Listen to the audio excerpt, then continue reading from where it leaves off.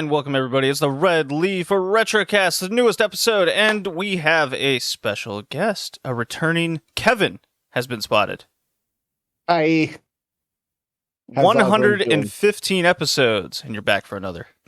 Yeah, I just show up unannounced most of the time, and nobody's really stopped me yet, so I'm going to keep doing it until somebody says, please stop. You're not allowed in my house anymore.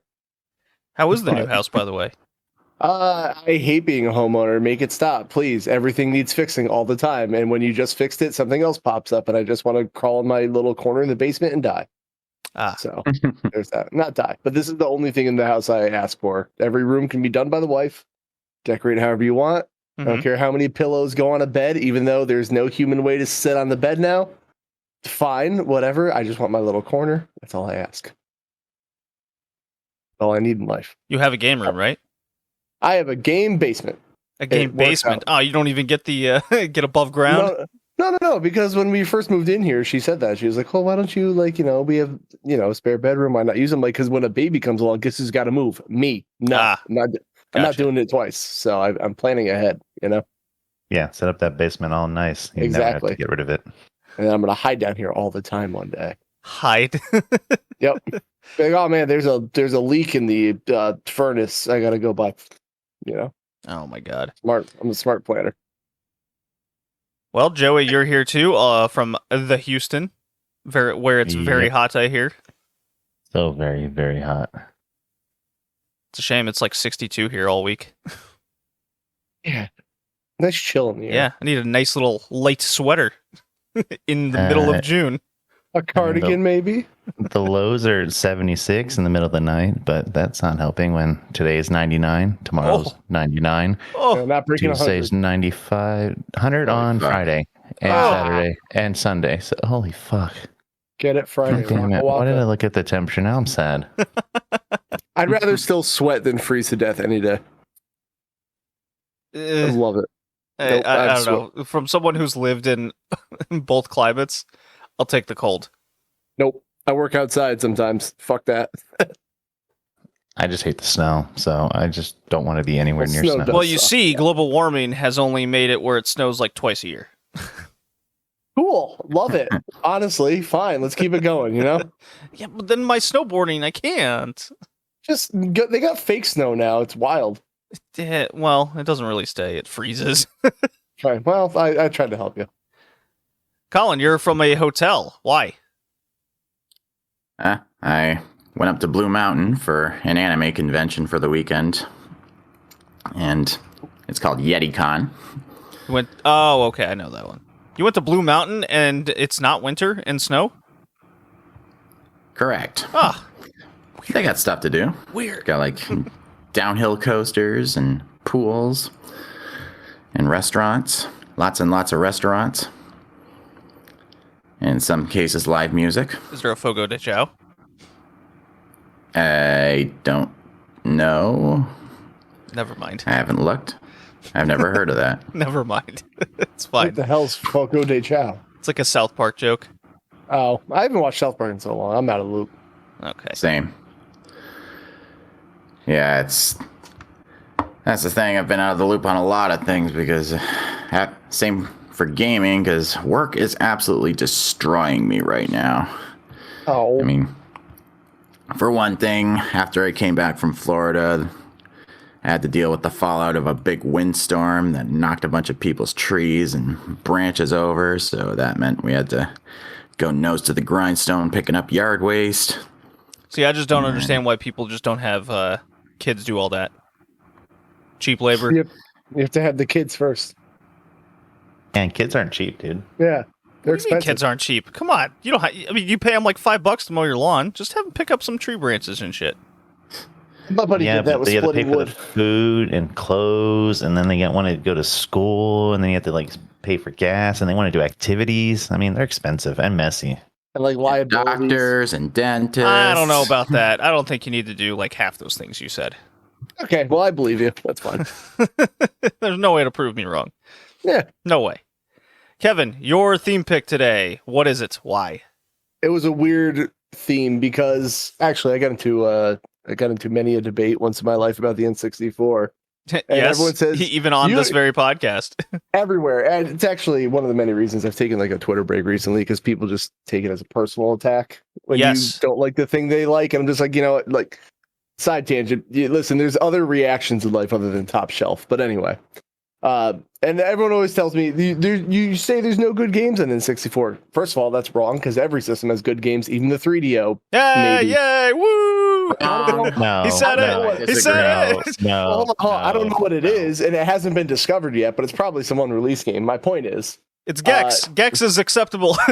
Well, it's on other things, luckily, which is actually how I played most of these games, because I just don't have an N64.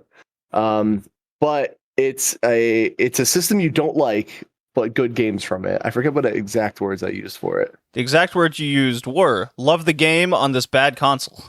There you go. There's that. And so, I do like how you picked 2 N64 games. Well, it was the first thing. Well, I played them both recently. I was like, wow, what timing this is, So, and I got a lot to say about both of them, actually. Yeah, they're kind of similar to each other. Are they, just without spoiling the games, are they made out of the same engine? You know what? I don't know. I'm going to find out. I think I don't know which one you'd call it first. I think they're different. I'm going to double check that though. But because they seem very different when you play them. Right, but they kind of move similarly. Yeah, I'm gonna look. I don't think they are. No. Actually, they might be. Let's see. Because yeah, they are. They are. There you go. Mm-hmm. Okay. Hey. The whole gun in the middle of the chest thing really threw me off. Right. That's yeah, if I was to pick a couple games, I'd obviously pick. I'd finally have to admit that the 3DO is a bad console, but I have this weird infatuation with it. So I'd pick like a couple games where I'd say, no, these are good on this bad piece of shit. You have to. You have to. I'd have to admit it. I think I'd throw Gex on there, and then then it gets a little tricky after that. Maybe Need for Speed, maybe a Road Rash, something like that. Gex did nothing wrong, okay?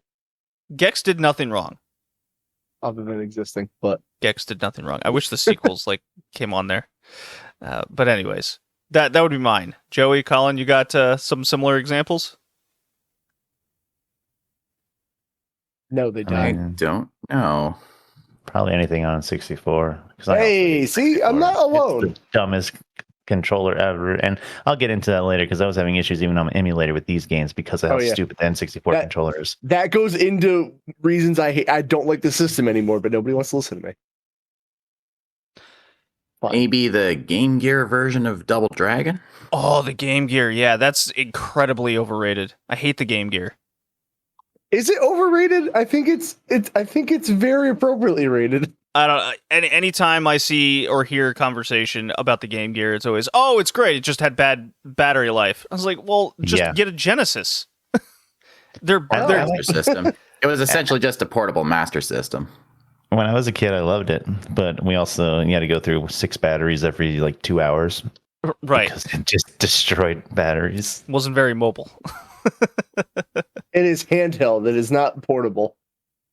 Yeah, it was like right 6 double A's. That's how I kind of classify the Switch personally. I don't find it very portable. I find it very handheld.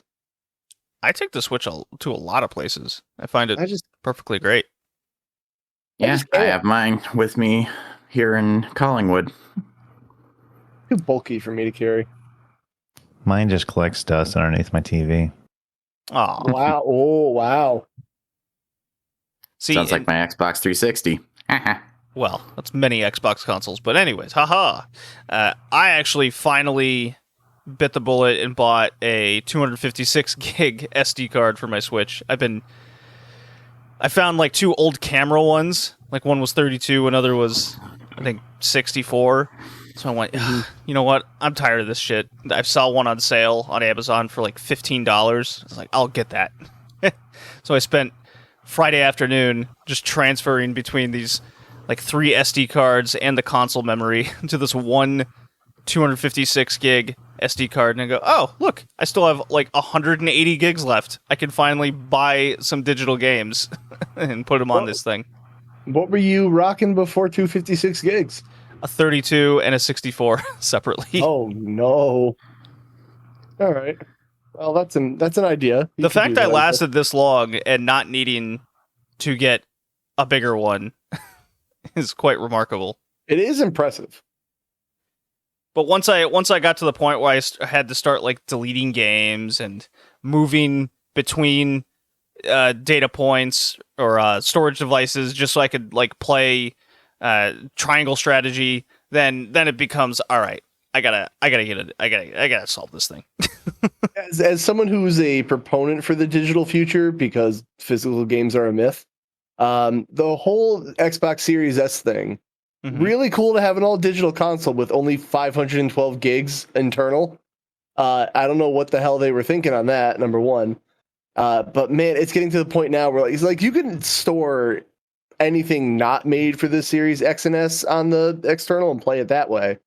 But then like a game will get an upgrade. Like I recently just got into Destiny, and by recently I mean like I played it once so far. But that got a Series XS upgrade. So now 115 gigs of that have to go on my internal, and now I got to move stuff around. And that takes like an hour to move. And it takes a long time, yeah. It does. And then even something more annoying is like Mortal Kombat 11 got the Series XS upgrade, so gotta, move in. But then every DLC character also has to move. No. Like individually? Oh no. It takes it's quick, but it's like one character. I'm like, oh my god, stop. That's awful. Yeah. So that's life now. Speaking of fighting games, all I've seen across my timeline the last few weeks is Street Fighter 6, and it's like new artwork, and everyone's all excited. And all I could think is, do you guys forget how much Street Fighter 5 sucked? And yeah, but doesn't mean all of them are going to be bad. Yes, it does.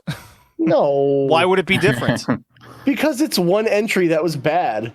Like, it doesn't set a precedent for a whole series. There's been way more good Street Fighter than bad. I don't know, man. Street Fighter 4 kind of started it all, and then 5 came out just unfinished on purpose. Well, I think there's a little of PlayStation to blame with that. Like, look at No Man's Sky. When they get invested in games and, like, we are running the show, you're doing it our way. Because we gave you money. I'm very skeptical of Street Fighter 6. I'm not believing it until I see it. I'm in the hype, man. I don't know. I'm getting way back into fighters, but I'm in that awkward spot of I'm too good to play with my friends, but not good enough to play online. So, I mean, isn't that most people? Yeah, but like I'm like, guys, I'm not even that good at this game. Someone play with me. They're like, no, you're the one that plays. I'm like, then they go play League of Legends, and I'm sad. Right, and then you're by yourself, and then you don't play the game that much. It sucks. Yeah, it's a lonely life. Yeah, I'm trying my best, Okay, games we've been playing. Joey, why don't you go first? Actually, I haven't been playing much, but I play a little bit of World of Warships. Sinking some ships, sucking, running into some islands, trying to learn a thing or two. But that's pretty much what I've been playing. Is it 3D Battleship or something? I'm not familiar with this game. It's, World of Tanks? World of Warships. Yes. Because it's the same thing. You're just battleships. So they got like destroyers, cruisers, battle. They got aircraft carriers and submarines. All those submarines are kind of broken, but also not. I don't know. They're weird. If they catch you off guard, they can like destroy you instantly. But then sometimes they just really suck. But I don't know. You just go around killing the other team. And there's like little areas you need to collect, like point A and B, C, whatnot. But pretty much you just go kill the other team. Team deathmatch. So, and then they have like 8, 9 different nationalities that you can pick, and then each one has their own tech trees that you can get like 30 ships each. So there's a lot to it. And then of course you can spend money on all the premium ships and all that. So there's a lot of ships in it. What's been your nation of choice? I was doing the U.S. for a while, but I think I might be doing either Japan for their battleships or Italy. I don't know. I'm been jumping around. See, I was really there was a part of me that was like, oh, I hope he says like Yugoslavia and just throws us all off. Hell yeah. I mean, Rush is in there, but I don't know that there's any of their ships are good. I have to figure it out. They probably all break down and sink halfway. Yeah, they talk a big game. So, but there's a lot of ships. So, and that's been keeping me busy during work because I haven't really been doing anything at work. Oh. So, it's good, quick fun.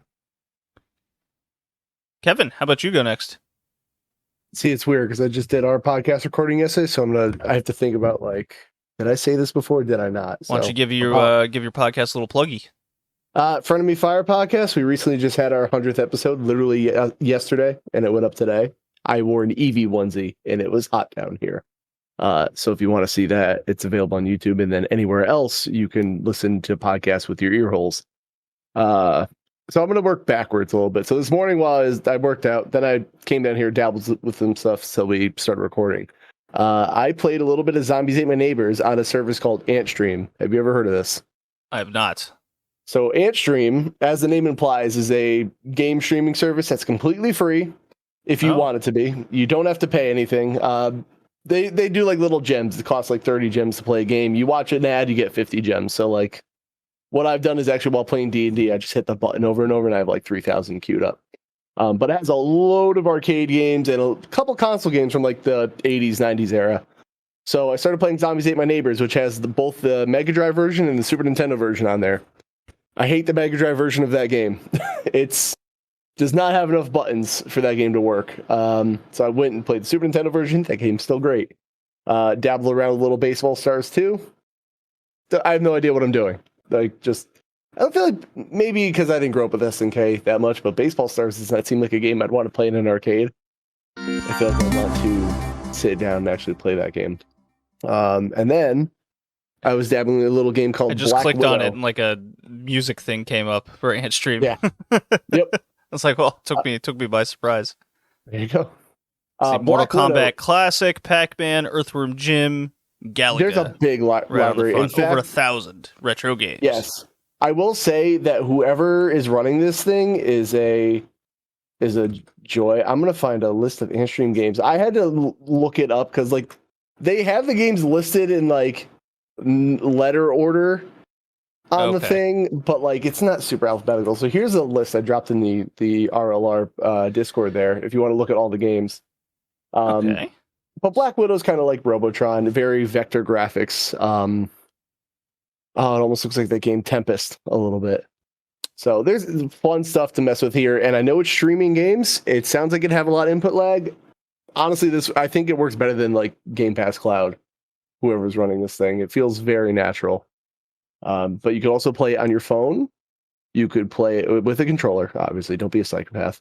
If you have a Fire Stick, it actually has an app on Fire Stick, which is weird, but you can do that and hook up Bluetooth controller up to that. But it's a great way to play some games. I don't mess around with the Spectrum and the Amiga stuff too much, or the Commodore, because like I just don't know them that well. And honestly, Spectrum games look like somebody threw up on a coloring book with one color. I'm fascinated by Spectrum games. It is an interesting color palette choice they choose for every game. But there's some good stuff on here. Beyond that, so like I said, I played one day of Destiny 2 because people have like chip damaged me into playing it. Like since Destiny 1, when Destiny 1 came out, it was like I never wanted to play games online. I was like, it's not worth it. I don't want to commit to a game that I don't know if I can do all the time. Whatever. My buddy played it, never touched it. And over these past couple of years of streaming taking off, people, Destiny. My friend Alex Klepissimo is his Twitch name, is like the Destiny king, I call him. That's his number one game. He knows all the lore. He is into Destiny. And I said, finally, all right, I'll try it. But you got to coach me through it. Did anyone here ever play Destiny before? Yeah. Nope. I played the first one. All right. It's a lot that goes on. Like, there's a lot of stuff to remember. Excuse me. So I'm trying to piece together so Destiny 2 is free to play, but I'm trying to figure out like what's free and what's not. Cause like we did a bunch of base game stuff, but then I also started a Witch Queen quest, but I'm like, I don't have Witch Queen. So I don't know what I'm allowed to do and what I'm not, or what order. Just because of the sheer amount of DLC out there, you just don't even know. Yeah. I don't know. So I'm learning it as I go. It seems like there's like 50 hubs for different things. I'm not sure what's important and what's not. So I'm learning, but Destiny is good. I like that game a lot. It'll probably be something I just like dabble around with here and there. I'm not going to be like a hardcore Destiny MMO player, but yeah, I'll play it with some friends. But the main thing I've been working on is Rogue Legacy 2. Yeah. How's that? It is so good, and I was ready to get it on Steam and play on PC like some kind of fucking nerd. But it came out on Xbox also as well, and they have not seemed to promote that at all. Like it kind of seems like if a game isn't coming to Game Pass, Xbox doesn't really talk about it. So correct. I bought it on Xbox because again, who plays on PC? Weirdo. And it is good. It's one of those sequels where it kind of makes the first game like redundant. You don't really need to play it because there's just more. Rogue Legacy 2 is really, really good. I already assumed it was going to be my game of the year, and so far it is. I love that game. The only complaint I have is that in the first game, it was go to an area, find the boss, go through the Metroid Symphony of the Night style thing, find the boss, kill it. This one, it's like, oh, you found the second boss lair, but you need the Aether Wings. Better go find them. Where are the Aether Wings? I don't know, dude. Go figure it out. Then you got to do this challenge and get the Aether Wings. Beyond that, still just as good as the first one, if not better. So that has been my main focus. I haven't played that since November 3rd, 2020. So I haven't played it since it actually fully released. Yeah, I don't buy early access games. I don't buy promises. I did for this one because I liked the first one so much. So I loved it, and I had tried to ask for a code because I'm one of those people, and they were like, no. So there's that. But it's a good game. Right. Love What's it. the worst they can happen? They tell you no? Okay. They're like, look at this idiot with his like, what is your? Did you even have 1,000 Twitch followers? No, idiot. I'm like, okay. It was weird. They embarrassed me on Twitter in front of everybody. So there's that. This ant stream looks like it has the entire Spectrum and Amiga library just in there. I think it's got to be a European run company. There's a lot of stuff with that. It's got to be. Arcade, yeah, and Commodore 64. Yeah. Probably not not the whole library, but it could be damn close. Well, there's weird things like Super Star Wars is on here. I'm like, why is this here? Like, how'd this make it? Yeah, I wouldn't expect that, but yeah, there's a lot of stuff. If you want to just dabble with some arcade games, I actually found just a random shout out to a game that I've never heard of before. It's called Spin Master. I love Spin Master. We played it on the podcast. Yeah, we did. Wait, that's why it sounded familiar. Okay, yeah, that game's great. I don't think you were on that cast. No, but I heard it, and I was like, I've heard the name of this game before, and like something about it, I was like, I'm gonna try this now. And I was like, this seems so familiar. Like I've heard something about it, you know? And then it's an old Neo Geo game, so maybe it's in an arcade somewhere. It's those weird big heads made me think it was Data East. Like it looked like Joe and Matt kind of. That makes sense. Yeah, so okay.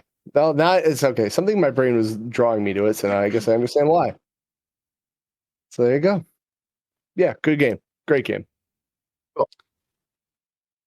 Colin, you want to go before I forget you, like I seem to do every cast? Oh, Colin. Yeah, I've like I said, I haven't been able to do that much gaming lately. Mostly been playing more of Murder by Numbers. And for Kevin's sake, it's basically Phoenix Wright with Picross puzzles. My favorite genres. Yeah, I've never done Picross puzzles before, but they are surprisingly dangerously addictive. So yeah, I've had many a late night playing or just solving the different puzzles while listening to YouTube videos. And yeah, it's a fun game. I mean, the story and characters are just okay, but the puzzles are really addictive. So I've been glued to that. And of course, been on the side playing more Os Tatakai Oendan 2, which again is one of the sister games to Elite Beat Agents. but Japanese. And only Japanese. Oh, Hey, I level 8-beat agents, and Owen Dunn plays exactly the same, so I love that. Been just keep on playing. And speaking of rhythm games, ever since coming back from Florida and going to Disney World, been in a bit of a Disney mood and been going back and revisiting the latest entry in a series that shall apparently not be named on this cast. Try to guess. I thought it was going to be named. Boo. You tricked me. Yeah, get it out of your systems. It's Kingdom Hearts. Boo. Yeah, here we go again. Listen, I didn't do it this time. You put yourself in this hole. Yeah, we were just going to let it slide, and you just kept egging it on. You like it. Hey, I didn't name it out loud. Kissing Goofy Simulator. I'm concerned for you, Kevin. You seem surprisingly obsessed with anthropomorphic dogs kissing teenage boys. Is there something you want to tell us? It's not his fault that Disney and Kingdom Hearts have an infatuation with doing those things. True. Makes a good fanfic, though. They didn't actually do it. You guys just projected onto it. Nah, I'm pretty sure that happened. Tell us? Pretty sure that happened. That was DLC. I saw it. I seen it. It was on one of those mobile games that got deleted later, I swear. Ah, right. It was the Java phone game for the... because your imagination was so vivid about it that you projected it into what you were seeing. They asked me to write the script. What do you want me to do? Say no? So again, what do you want to tell us, So that's how you were able to guys? afford a house in 2020. Yeah, absolutely. Oh, we did not buy this at a good time. Love you, Colin. Yeah, there's a certain speech I'd like you to see in episode 86. Oh, boy. I wrote that with you in mind. I will have to go back. It's the romance episode. Yeah. Oh, that's where Kingdom Hearts was. Okay, got it. Well, the first one was in action RPGs, and then I brought up 2 for the romance one, because that recording fell on Valentine's Day, and it was JD's idea. Appropriate. But yeah, I've been playing more Melody of Memory, just because I love the whole series' soundtrack, and I found some of the songs that weren't on the main campaign, and been just playing through those, and some of them are even movies or songs straight from the movies. There's one from Aladdin, one from Beauty and the Beast, one from Little Mermaid.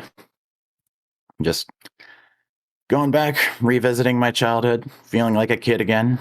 And yeah, that's all I've really been playing. Just work is destroying me mentally, and this is what keeps me afloat. Yeah. Something to do every day, right? Yeah. Something to lift my spirits. You get those 104 personal days off a year, Saturday and Sunday. Oh. And Monday. And Monday. Four days Look a at week. you. I haven't heard that joke in so long. It caught me off guard. I would immediately tell my boss to go fuck himself and leave. Luckily, has not come up yet. I only had one boss who asked me to work overtime, and I was like, no. And he's like, why? What do you have to do on Saturday? I'm like, oh, be literally anywhere else, actually. So pretty busy that day. Be a human. Yeah. Except yesterday I did have to work, so there's that. Oh, God. Yeah. Rough. Jacob, you need to come in on Saturday? That's a day I don't work. I am in the TikTok cult now, but there's a good one going on. I was like, hey, I know I asked you to help the team on Saturday, but then I saw you having pictures out skiing this weekend. What gives? Oh, it's simple. That was my fucking free time. So that's why I wasn't here. So sucks. There was snow outside, and I wanted to go in it. Yeah, pretty much. I wanted to do anything but be here getting yelled at. So there's that. Oh. Is that it, Colin? Yeah, pretty much. All right. Here we go. I will not make this long-winded. I've beat so many games. the past couple Nice. weeks. Opposite of boy. long-winded. Super Mario RPG completed. Good game. Nice. How was that? So the game's good, very solid. Not you don't have to grind. There's no like side questing that you need to do. It's just very straightforward. You got your enemy. I do wish the final boss was more, I guess, boss-like. You just kind of felt like a dude, and then he had a wacky final phase that I couldn't really figure out like what the shtick was, because it wasn't really clear if anything was working on it, because he keeps changing the form of his head, and then you have to, I think, attack it with different like physical or magic or fire or what have you, and it just was never clear if I was actually killing him or if I needed to attack the body or needed to get to it. Just wasn't that clear, so I ended up having to look it up, and even the guide was just like, nah, just wail on him for a while and eventually he'll die. I was like, oh, okay. But very good RPG, very good experience with there. Wasn't too long. It was just kind of an hour before bed kind of thing, and I got there and it was great. Good experience. I beat Final Fantasy VII Intergrade, the DLC. Not bad, not great, I would say. It's exactly like you would expect, kind of that DLC. They did put a lot of extra content in there if you wanted to kind of be a part of it. A lot of goofy Final Fantasy type stuff with like little games that you can play in it and collect, but I just kind of hand waved that and just went through more Final Fantasy VII. Story wasn't as, I guess, clear in the timeline of the rest of the game. It kind of wasn't all there for me to kind of put the pieces together on when things were happening, and did at least have a very good kind of moment at the end of it all, with a couple of characters that you are introduced to, and the enemies, like, fucking, I gotta tell you, the final enemy, he's like purple goo takeover guy. I forget his name. Purple goo takeover guy. Yeah. Very good. Yeah. Grimace. Is that his name, Grimace? No, that's the McDonald's character. Yeah, let's go with Grimace. All right, Grimace is. Yeah, we're going with Grimace. So Grimace, he's all up in despair. He's all sad. He takes bodies and, I don't know, gives them power or whatever. And he is possibly the most bullshit final boss I've experienced in, I don't know, I guess the last time I said the final boss was bullshit. But he takes the cake. He has an ability that as you're fighting him, your health depletes. Oh yeah, so, great mechanic there right off the bat. But it's so fucking fast that I wasn't able to do enough. I know for a fact my battle teammates just like almost immediately died. Like it just wasn't even a contest. And so the game, I was forced to put it on easy mode. That's what I really felt like it, because there was no level of attack that I could stun him fast enough where my teammates would survive. And we were up there in level, so I'm like, I'm not under-leveled. I'm looking online, people are like, oh yeah, you should go in this like level 30 or whichever point I was. And it's just like, okay, they're dead, and then I'm almost dead. So easy mode, at least I get hit a little less hard. And it gave me finally enough time to like actually attack this dude. But yeah, it's just that kind of one mechanic and how hard he hit. It just felt cheap as hell. So I didn't like that. And then very long ending sequence of kind of filling the gap in the story and where they're at and kind of where we're heading. I'm wondering if the sequel here is going to even have a couple of these characters in there. I just don't really have a feeling of what Square is going to do with this the sequel to it. But look, I got like 7 hours out of it, so that's a good hefty chunk of a DLC that I paid like $12 for. Oh, that's good, I guess. Yeah, not bad. I beat Dangonronpa 2, Colin. Awesome. Beat that sucker last night. I hate the ending. Oh, yeah? I hate it. Yeah. Yeah, I wasn't sure what to make of it either. Yeah, as things were going all over on. the place. Yeah, as the story was going. First of all, it's like a 70-hour game. Yeah. It's unbelievably way too long. Yeah, for sure. Let's see, Danganronpa 2. How long to beat says it's 41 hours? That's not true. That can't be. Well, that's an average. Well, how much of the time did you spend like talking to the other characters? Not very much. No, I got to there the you point go. where I was skipping over them. Oh. Just like Game Grumps. Yes. Yeah, it's just like, oh, go to bed? This sounds like a good time to me. Oh, man, I'm feeling sleepy. Yeah. Did that a lot in Persona as well. Like, listen, there's only so much social interaction I can do. You know, like I want to do game stuff now. Yeah, it got Sure. to the point at the end where I just had the Game Grumps YouTube series going off in the background as I was playing. So my game was on mute and I was just kind of matching them because I just kind of wasn't having a good time at the end, and it just felt like they were throwing things at me for the sake of a twist and things that just made no sense. I go, oh, okay, you know what? Fuck it, I'm gonna spoil it. So Yeah, if you for guys haven't Connecticut, played 50 hours of Danganronpa 2, then be prepped. But the aspect that if you die in the game, die for real, I was like, so we're in a simulation. Of course we are. I hate that in games. I hate that in stories. It's very played out, and it hardly ever makes sense.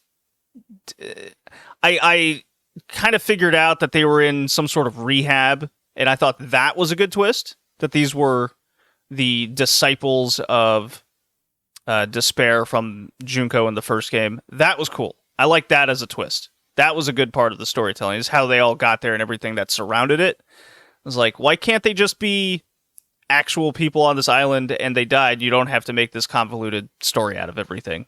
Yes, they do. But they do. Everything must be overly complicated all the time. Yeah.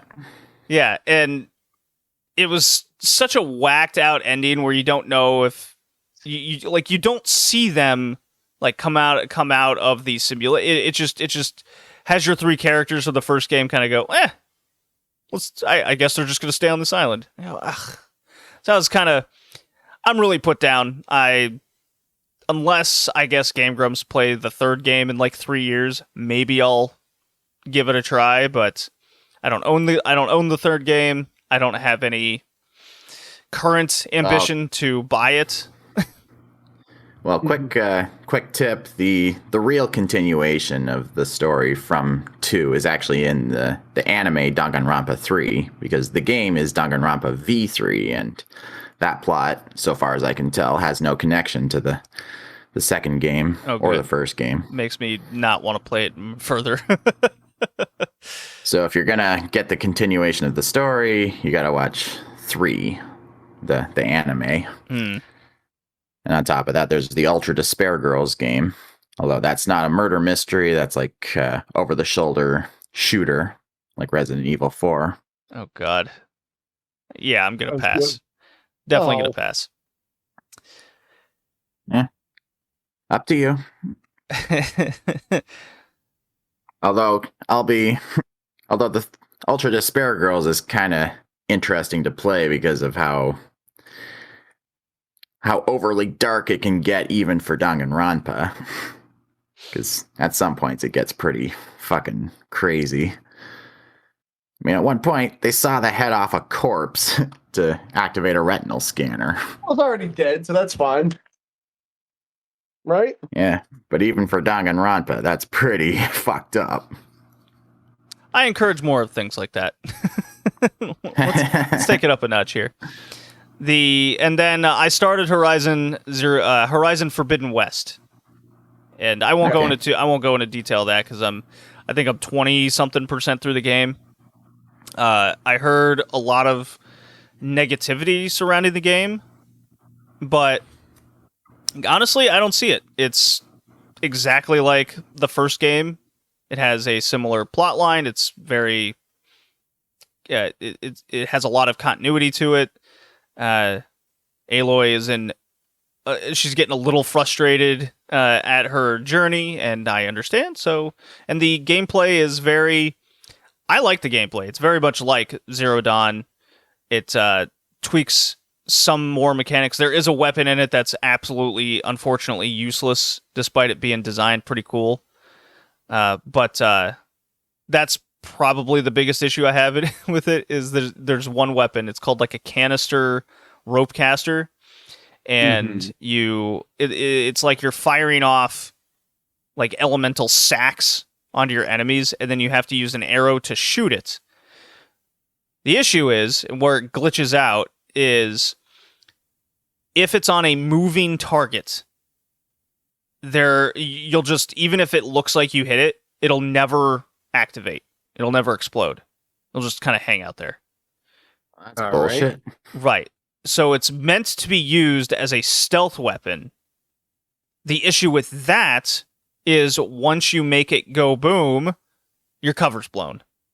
So it defeats the whole purpose of stealth. They should add some other modes to it, like detonate on impact or remote detonate. Yeah, there's really cumbersome. Yeah, there's other. Well, the thing is, it like hits real hard if you once you make it explode. And there's other weapons where it has kind of a detonation to it. So, but yeah, that weapon is absolutely, utterly worthless. Very mad. I come across the occasional glitch here and there, but nothing game breaking. Just kind of funny, weird things every now and again.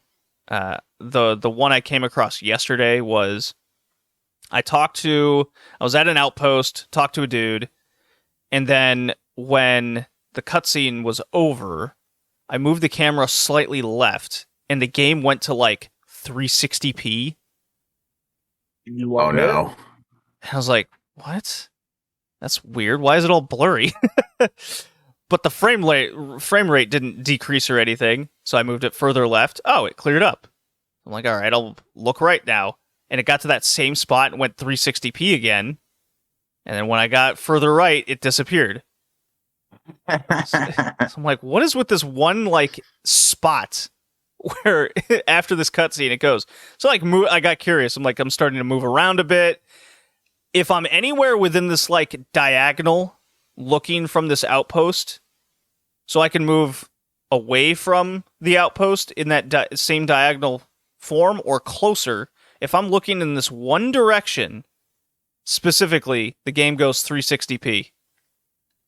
That's weird. It was so bizarre. Yeah. Why? I've never experienced any sort of glitch or thing that's happened in a game. It kind of blew my mind. Like, what is happening? This is so specific. That is weird. Okay. But yeah, I like the game. It's miles better than Assassin's Creed Valhalla. It's clearly made for a PS5. But all right. With that, I'll play the drop and we can talk about our quick two little games here. Here we go.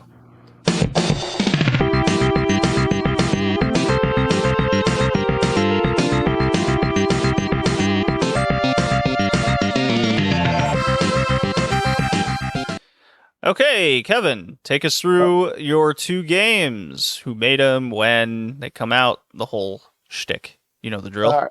I do know the drill, so let me pull up my definitely well printed out article on this. So Turok, I guess I'm going to start with the Dinosaur Hunter. That's right. You must say the whole title. Right, Turok, the Dinosaur Hunter. It's a first-person shooter on the N64. I know.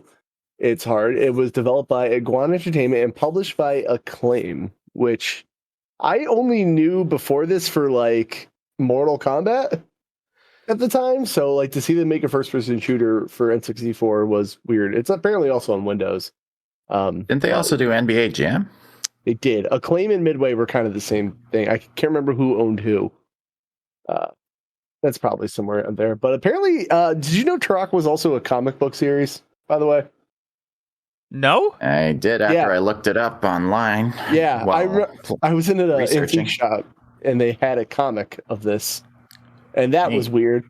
There's a story to Turok. I couldn't tell you what it is other than a Native American goes around fighting dinosaurs. But yeah, it was apparently the whole thing to like Turok was the start of them trying to make more licensed games with this company. It was a whole thing, but whatever. Not important because Turok is batshit insane.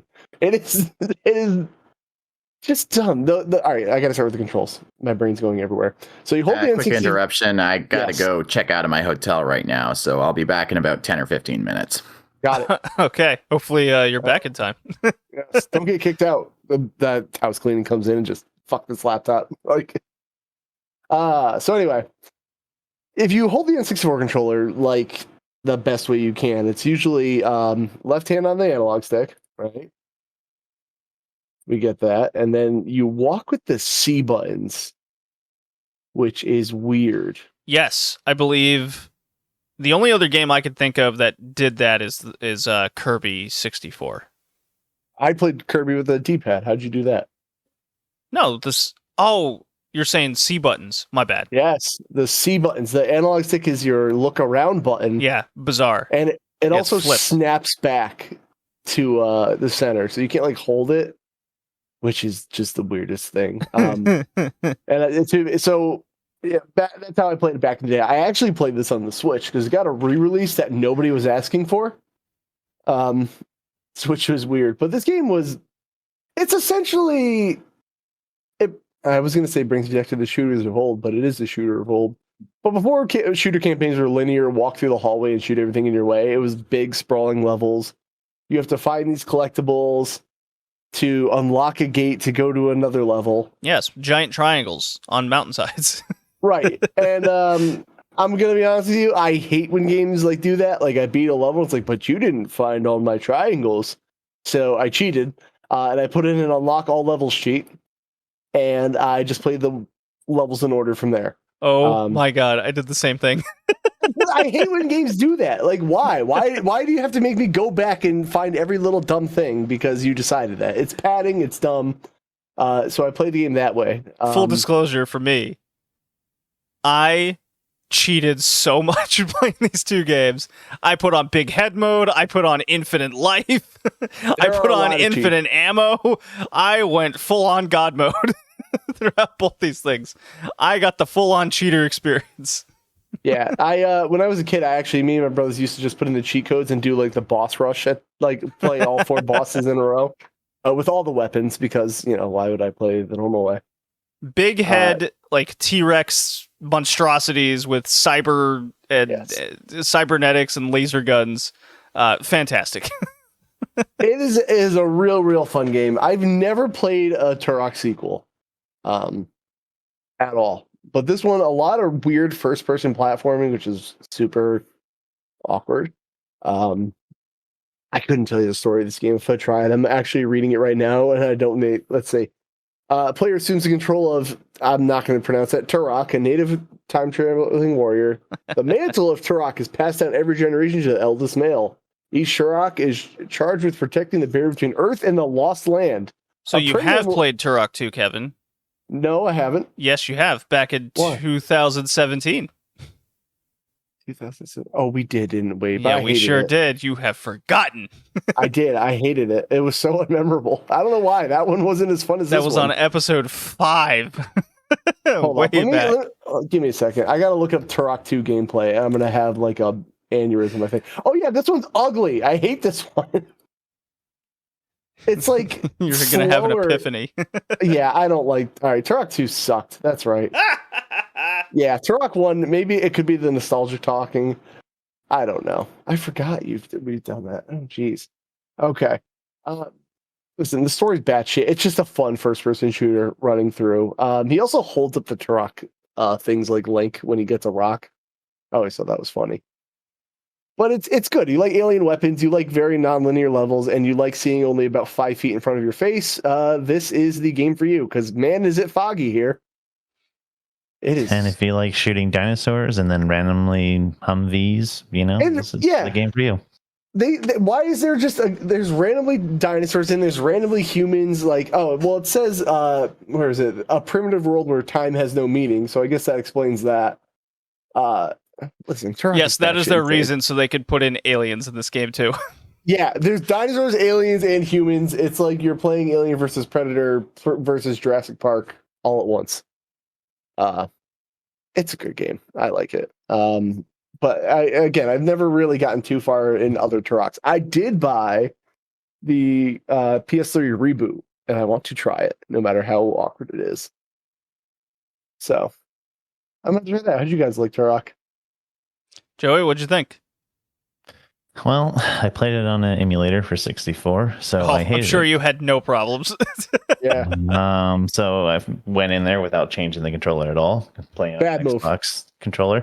Right-handed, it didn't make any sense because it was near impossible to move. And then I switched to left-handed. That was even more impossible because I could move, but then I couldn't shoot and move. So I had to stop and shoot. So I was like, okay, whatever. Let me get in there, change some things around. I changed a little bit around, but it was still annoying. I hate inverted one way and not the other. Like if you're going to invert the Y, just invert the X or let me turn it off because I hate that. I hate that very much. I liked everything else about the game except for the controls. So I think this game sucks for the 64, but if you can play it on anything else, it's probably where you want to play it. So the reason I was going to say about the controller is that this game was almost very specifically designed for the N64 controller. And a reason I don't like that system is because most games are, and when you try to emulate them, they don't work. Like, No, if you use an Xbox controller, at least for me, the right analog stick is the C buttons. And that is weird. And then that's what I had to end up doing.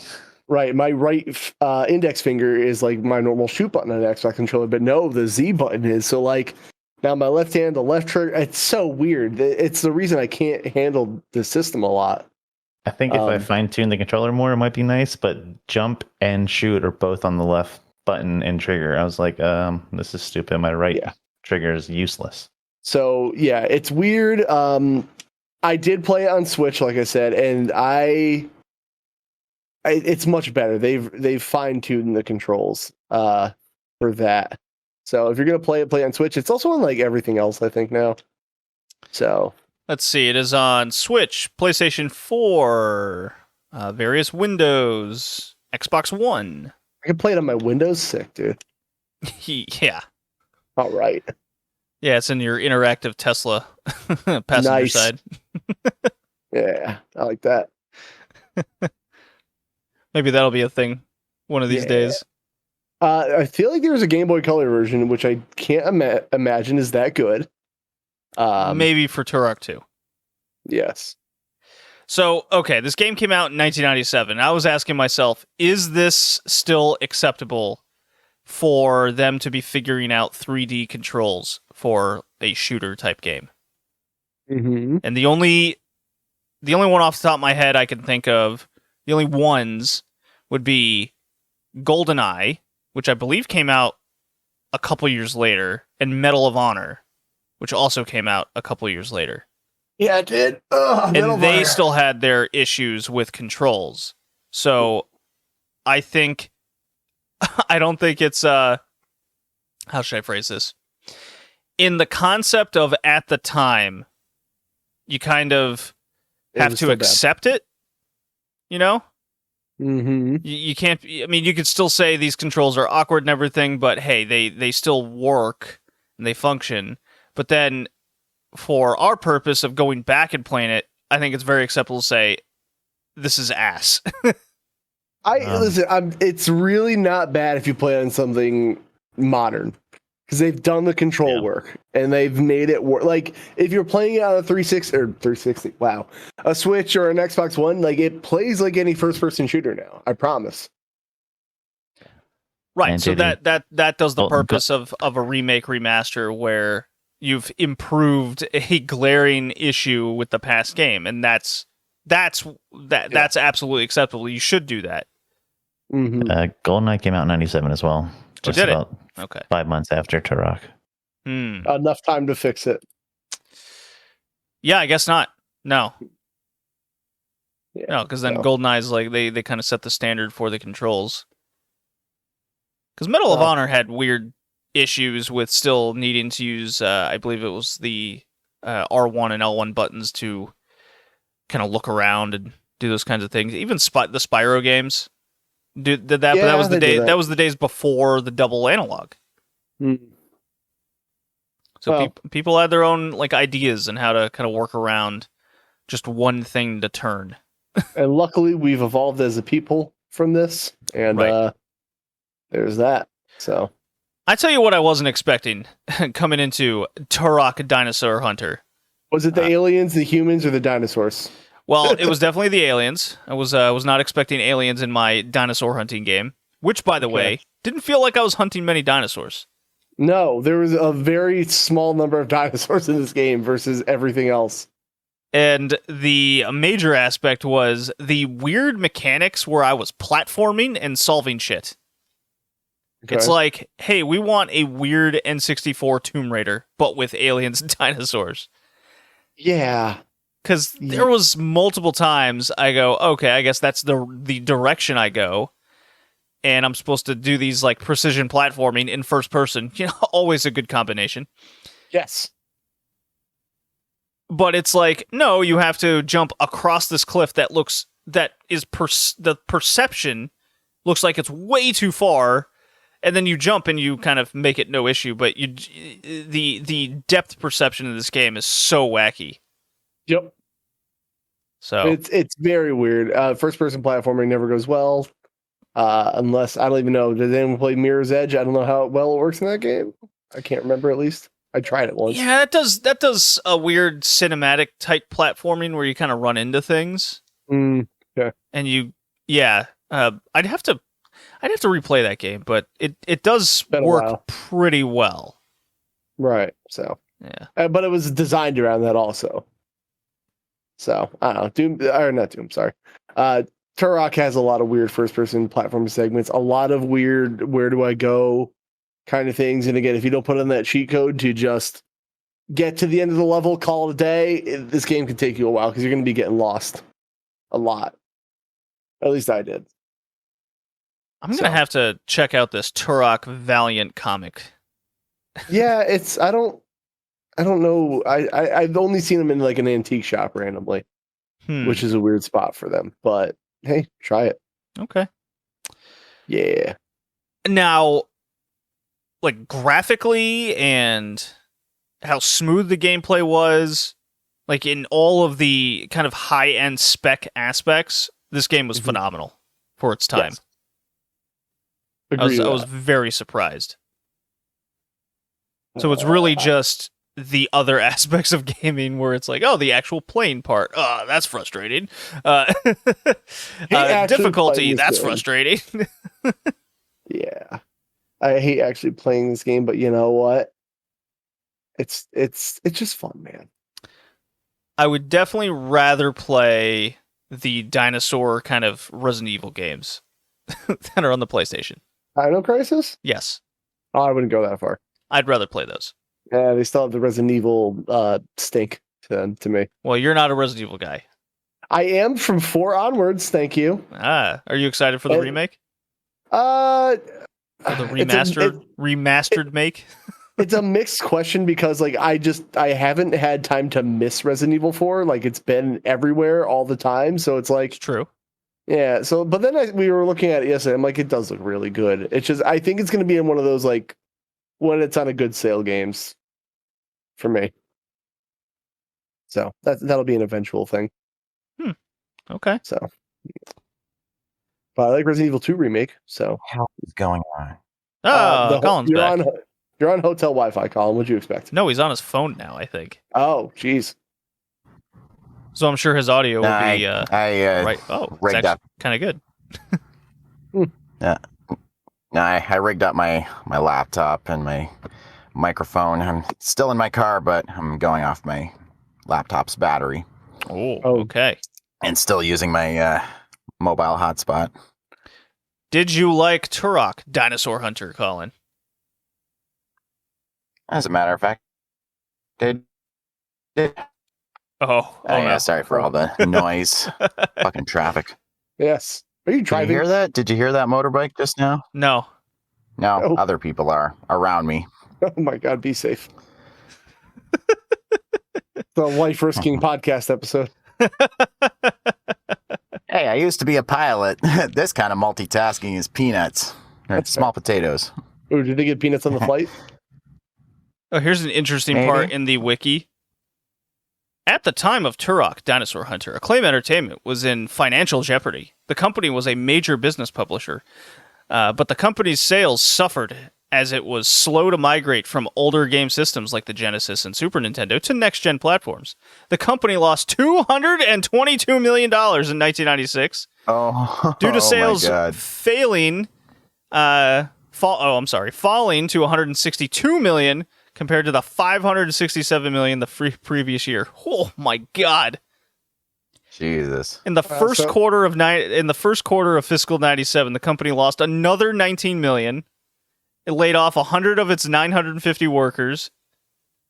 And its stock went from $13.08 to $3. Buy the dip. Turok was Acclaim's game for the company's hope of a turnaround. Yeah. Well, as there were only 10 N64 games on the market at the time, and Turok was the only shooter. That's like half the library. Holy You're shit. right. Turok was the only major N64 software demonstrated at the European Computer Trade Show in 96. Wait. There were 10 games out at the time? Yeah. And this came out when? Originally slated for 1996 to late 97. Wow. Yeah. Jeez. I forgot how slow the N64 drip was. It's like NSO Online now, but on TIS anyway.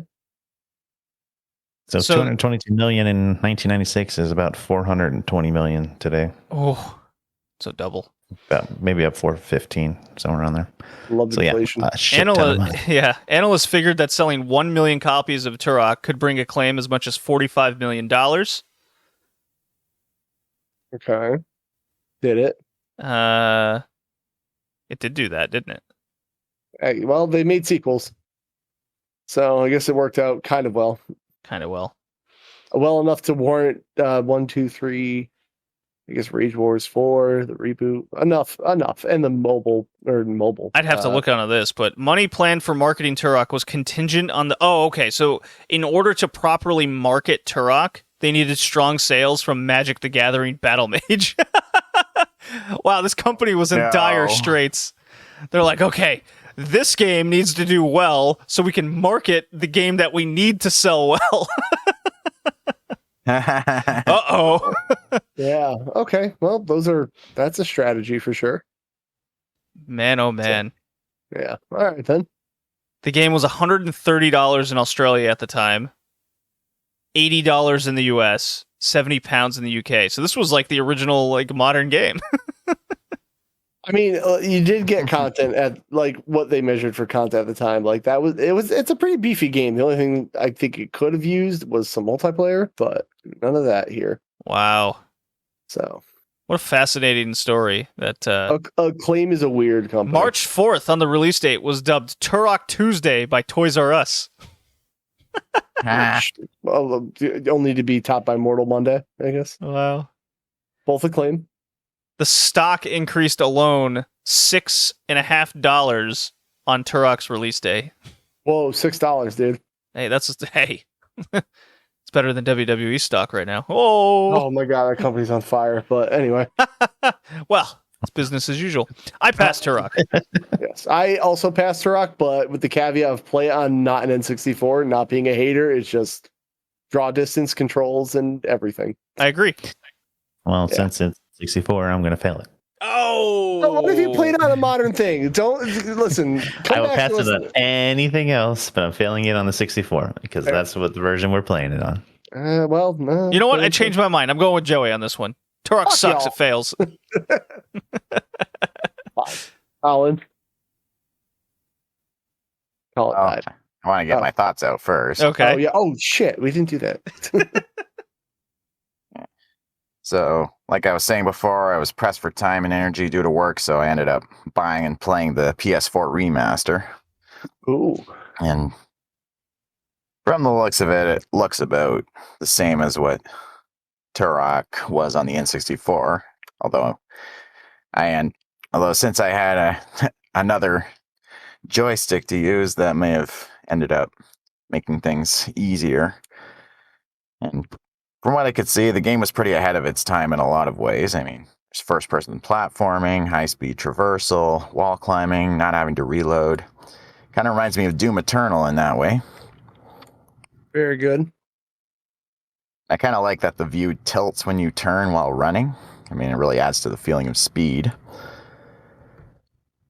And, of course, that said, there are things I don't like about it, like being unable to switch types of ammo with each weapon, or being unable to throw grenades. I mean, there is a wide variety of weaponry in this game, yeah.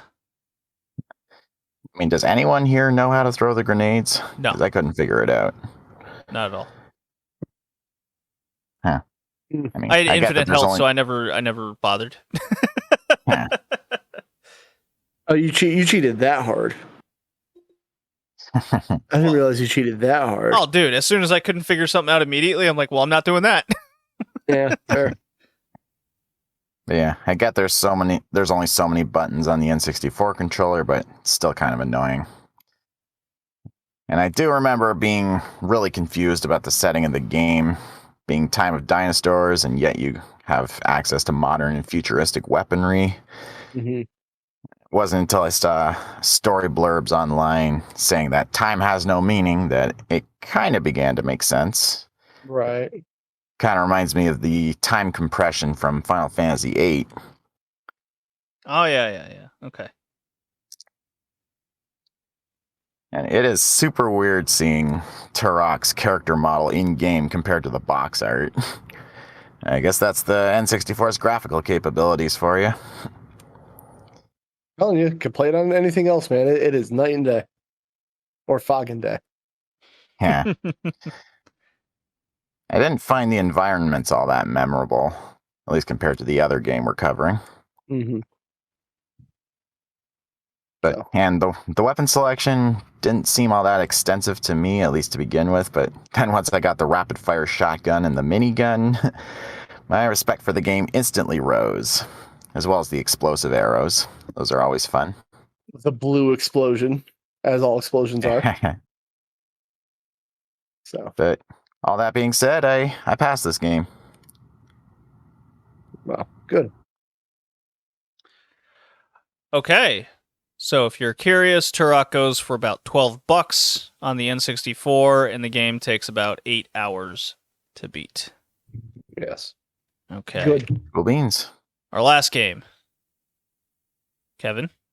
Yes, it is Doom 64 for the N64, which, first-person shooters N64. Speaking of your microphone, buddy.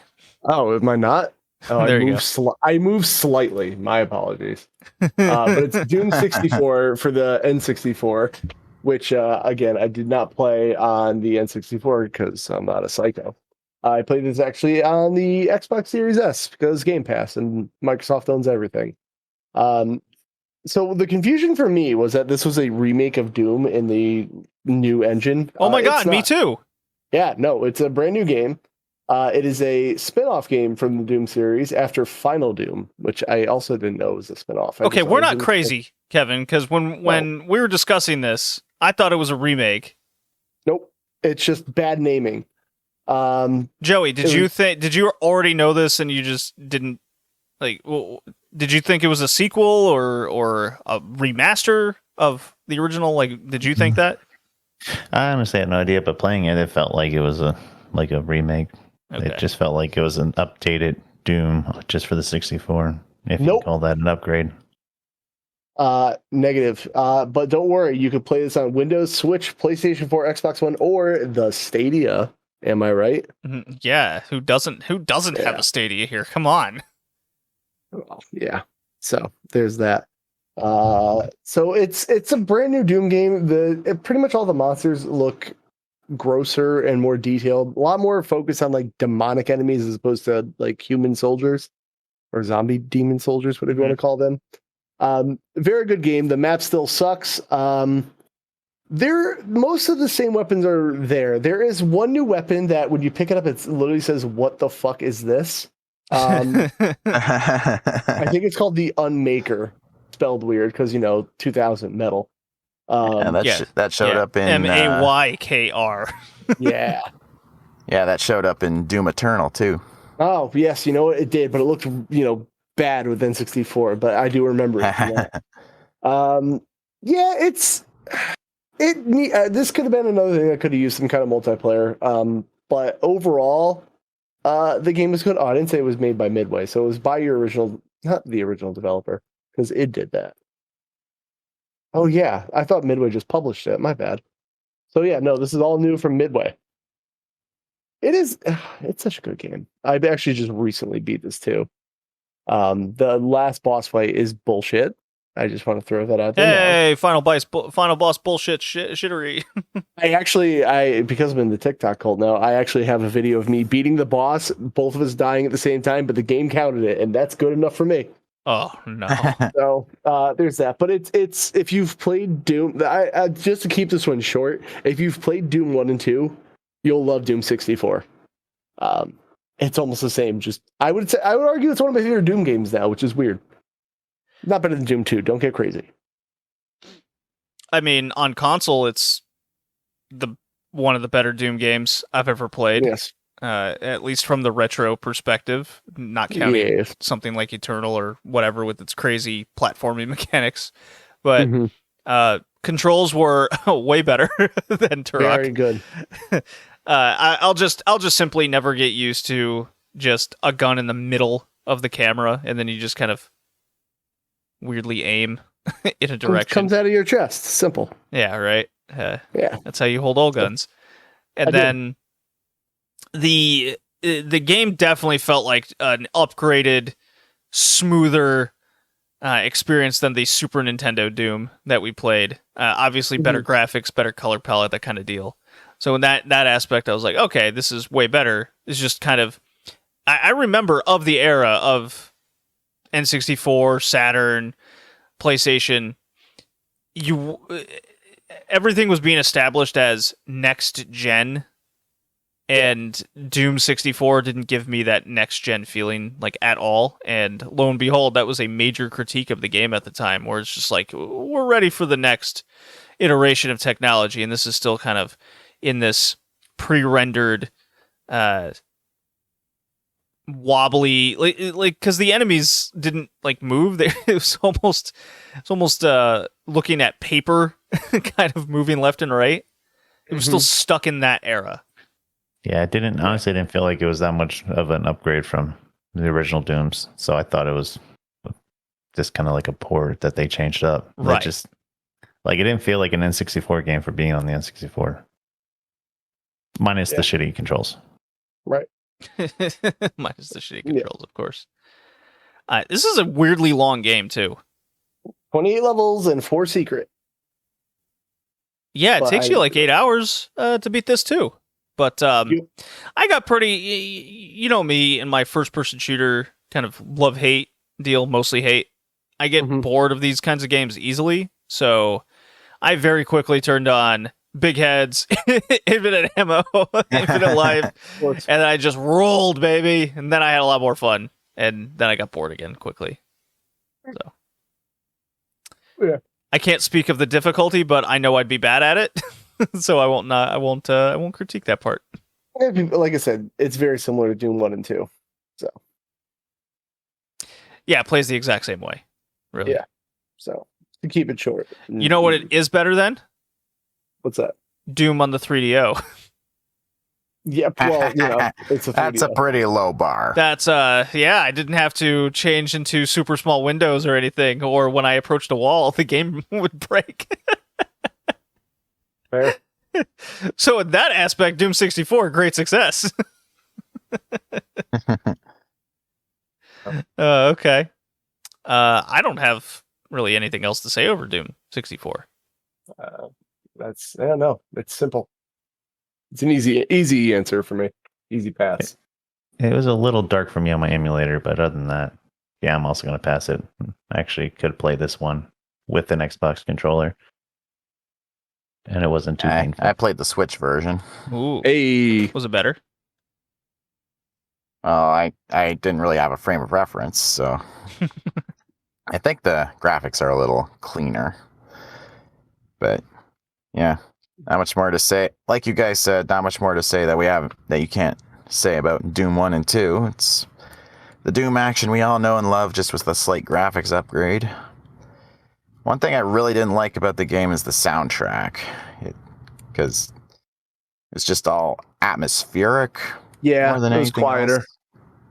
Yeah, but for Doom, that just doesn't fly. It needs to be high-octane metal, like the action. Yes.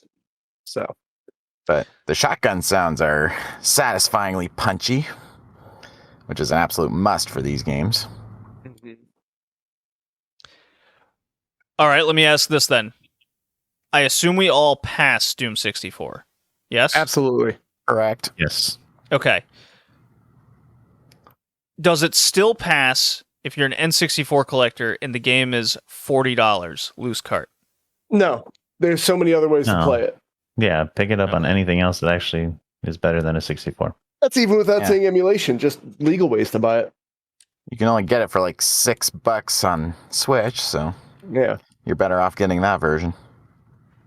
Yeah, that's. I think that's an important thing to bring up with some retro collecting, retro gaming. That It's $5 on Steam. yeah, So, yeah. How important it is to an N64 collection?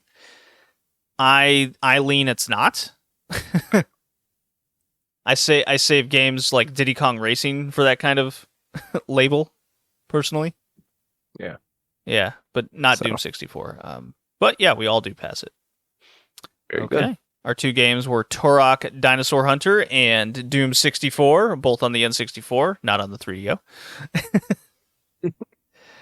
Kevin, Yes. since it's your podcast theme today and you're back, why don't you go first? Favorite game and your tiers, sir. Favorite game was Doom 64, and I would give that an A. And Turok, I would give a B. Okay. Colin, why don't you go next? I'm actually the reverse of Kevin. I liked Turok better. I give Turok an A and Doom also an A. Ooh. All right, Joey. Doom was my favorite because I actually could play it. I'm going to give that an A. Turok.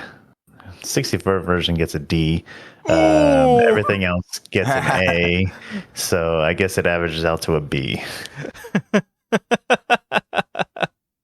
Well, keep in mind, I didn't play the N64 version of Turok, so make of that what you will. Oh, man.